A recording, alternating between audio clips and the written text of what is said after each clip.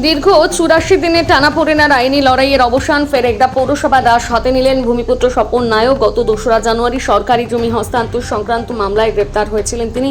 Jail মুক্তির পর আদালতের সবুজ সংকেত মিলতে আজ শুক্রবার পুনরায় পৌরপিতার দায়িত্বভার গ্রহণ করলেন তিনি।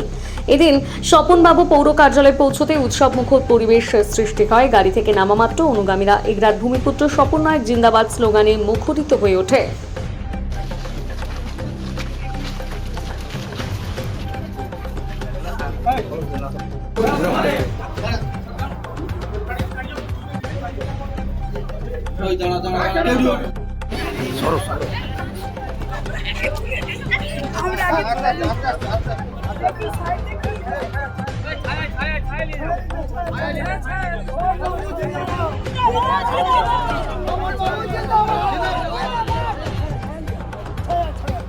দিনের পরে পৌরসভায় আপনার আশা, এই পৌরসভা অফিসে ঢুকলেন, কি বলবেন?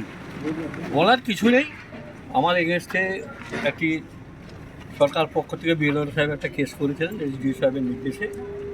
মহামান্য উচ্চ আদালত আমার কাজের ব্যাপারে স্যাটিসফাইড এবং ন্যায্য কাজ করেছি বলেই আমি ওখানে বেল পেয়েছি এবং এখানে কাজ করার জন্য তিনি নির্দেশ দিয়েছেন। তিনি যেভাবে উচ্চ আদালত নির্দেশ দিয়েছেন সেইভাবে আমি কাজ করতে এসেছি।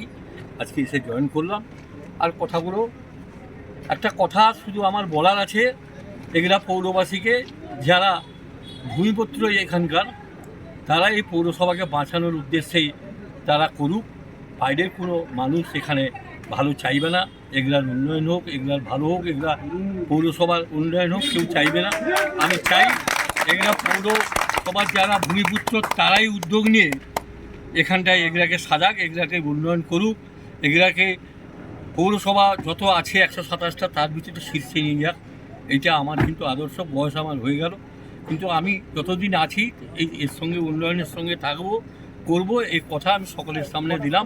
পৌরসভায় ক ঘন্টা করে ডিউটি আপনার থাকবেন? 2 ঘন্টা করে। তারপরে 90 দিন পরে আমাকে অ্যাপ্লিকেশন করে হাইকোর্ট থেকে রেগুলারাইজ হয়ে যাব। আমি বাড়িতেও থাকবো, সারাদিন কাজ।